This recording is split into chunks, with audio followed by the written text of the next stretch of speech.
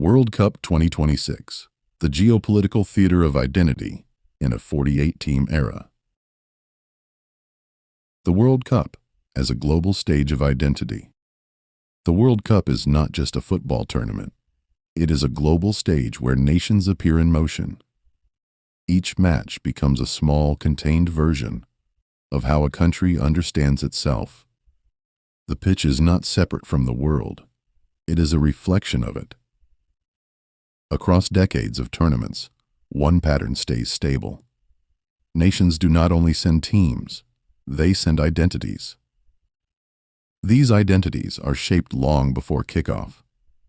They are built in schools, migration routes, club systems, and public memory. When players step onto the field, they carry these layers without speaking them. Football works because it does not need translation. A pass carries intent. A defensive block carries fear or discipline. A goal carries release. These actions are understood in every language. That is why the World Cup becomes a global meeting point of emotional systems. Some nations arrive with caution in their style. Their football is structured, careful, and controlled. Often this comes from histories marked by instability, where order is valued over risk. Other nations play with expansion, shaped by global exposure, migration, and confidence in open systems. Their football stretches the field, looking for space and possibility. Neither approach is superior. Each is an outcome of lived national experience. Football as national self-portrait. Football acts like a mirror that does not lie. Countries often believe they know how they are seen. The World Cup tests this belief. A team may think of itself as disciplined, but under pressure, it becomes defensive. A nation may imagine creativity, but produce hesitation. The tournament reveals this gap between identity and performance. That gap is where understanding begins. Identity built through movement. Modern football identity is not fixed. It moves. Players develop in one country, train in another, and compete globally. Their movement reshapes how nations play. A national team is now a collection of football journeys, not just geography. Migration has become one of the strongest forces shaping style. It brings different football languages into a single squad. A defender trained in European pressing systems may play alongside a forward shaped by street football in West Africa or South America. The result is hybrid identity. This hybrid structure is now the norm, not the exception. National teams as layered systems. A national team today functions like a layered structure. One layer is tactical education from club football. Another is cultural instinct from upbringing. Another is emotional pressure from national expectation. These layers do not always align. When they do, teams look balanced and natural. When they do not, teams appear fragmented, even if the talent is strong. The World Cup exposes this structure more clearly than any other stage. The 48-team expansion and the broadening of identity. The expansion to 48 teams changes the shape of global representation. More nations now enter the tournament, and with them, more versions of identity. This shift is not only numerical, it changes the emotional geography of the competition. Previously, the World Cup functioned like a narrow summit. Entry was limited, and absence was common. Now, participation is wider. This creates a different psychological tone. Nations no longer view qualification as an exception. It becomes an achievable step in long-term development. The field becomes more diverse, but also more uneven. The opportunity inside expansion. For emerging football nations, the expanded format is a doorway. It allows exposure to elite competition, Acceleration of domestic football systems.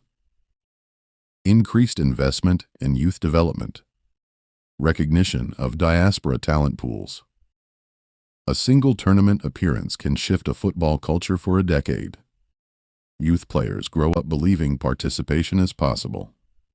Coaches adapt training methods to international standards. Federations begin to structure long-term planning instead of short cycles. This is how football ecosystems mature. The pressure of representation.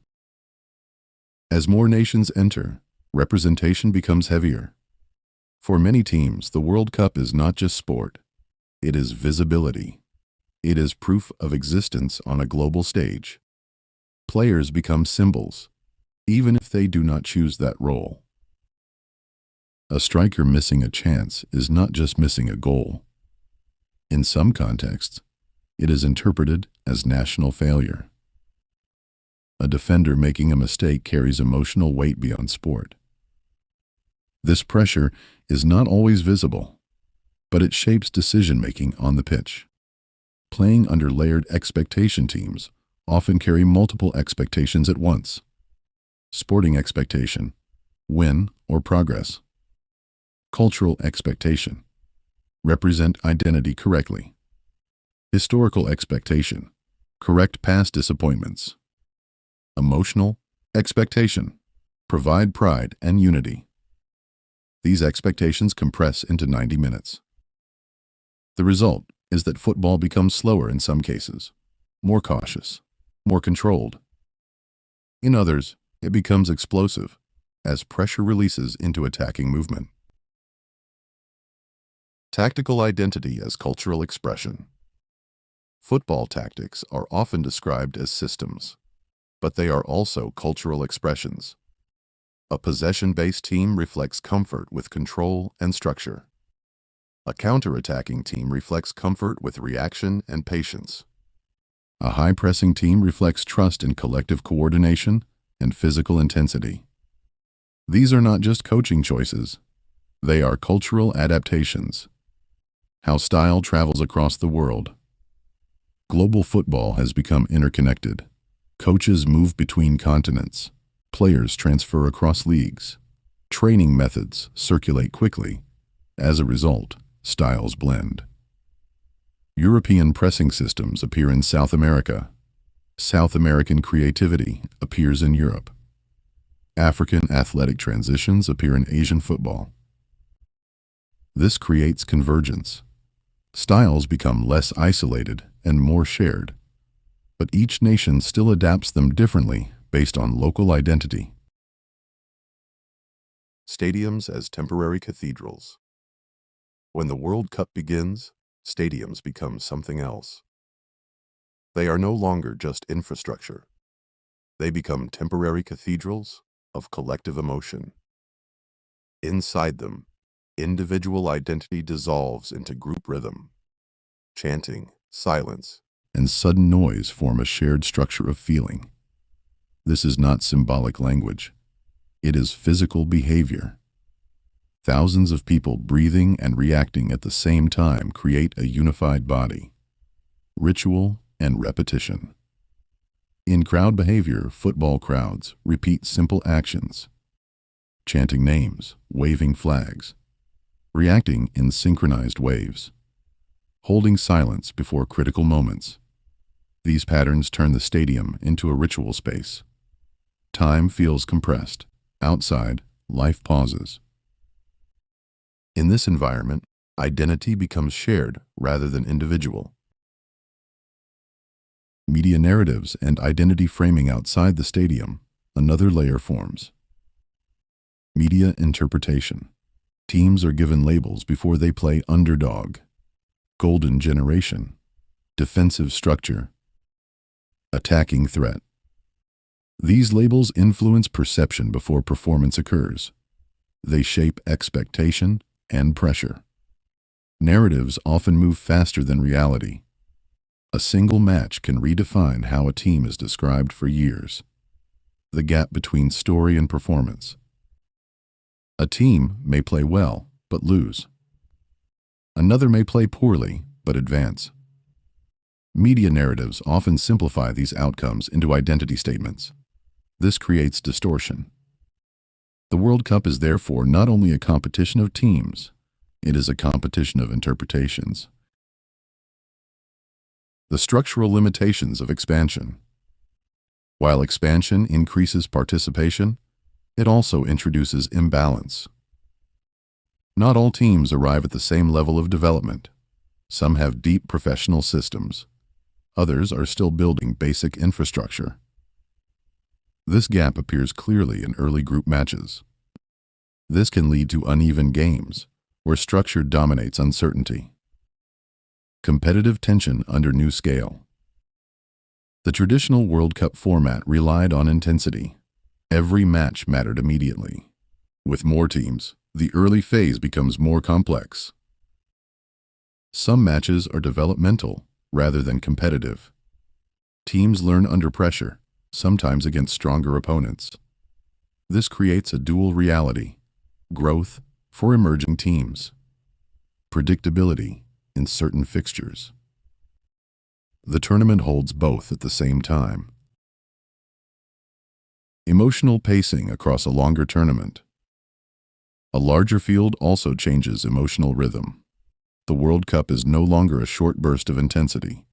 It becomes a longer cycle of attention and fatigue.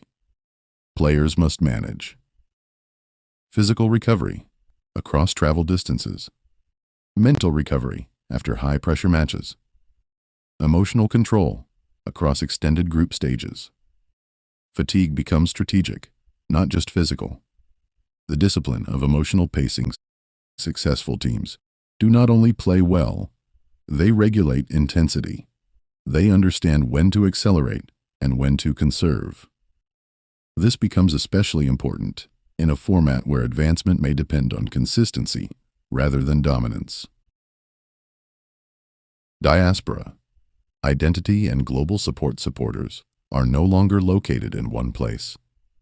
They are distributed across continents. Diaspora communities bring national identity into global cities. They create temporary home environments in foreign stadiums. A match between two nations often feels like a meeting of global communities rather than isolated countries. Football, as distributed belonging, a supporter may live in New York, work in London, and support a team from Lagos or Bogota. Their identity is layered, like the teams they follow. The World Cup becomes a moment where these distributed identities gather into visible form. Memory and the long afterlife of the tournament. Every World Cup leaves memory behind. These memories are not only about winners, they are about moments: a missed chance, a surprising victory, a defensive stand, a sudden collapse. These moments enter national memory. They are retold long after the tournament ends. How memory reshapes identity. A single tournament can change how a nation understands its football history. Success can create confidence for a generation. Failure can create rebuilding cycles. Memory becomes part of development. The World Cup as emotional system, not just event. When viewed closely, the World Cup is not only a sporting competition, it is a system of emotional exchange between nations. Each match is a contact point between identities. Each goal is a shift in perception. Each defeat is absorbed into national narrative. The 48-team structure expands this system. It allows more identities to enter the field, more stories to be written, and more cultural expressions to interact. But it also requires more patience to understand. The meaning is no longer concentrated in a small group of elite teams. It is distributed across a wider landscape. A closing view: movement as the core of football identity. Football identity is not fixed. It is always in motion. Nations change, players migrate, styles travel, stadiums fill and empty, memory accumulates. The World Cup reflects this movement more clearly than any other global stage. In its expanded form, it becomes less like a summit and more like a shifting map of human expression. In that map, every pass is a decision shaped by history. Every tackle is a boundary drawn between styles. Every goal is a moment where identity becomes visible, even if only briefly. The game continues to move. So do the nations that play it.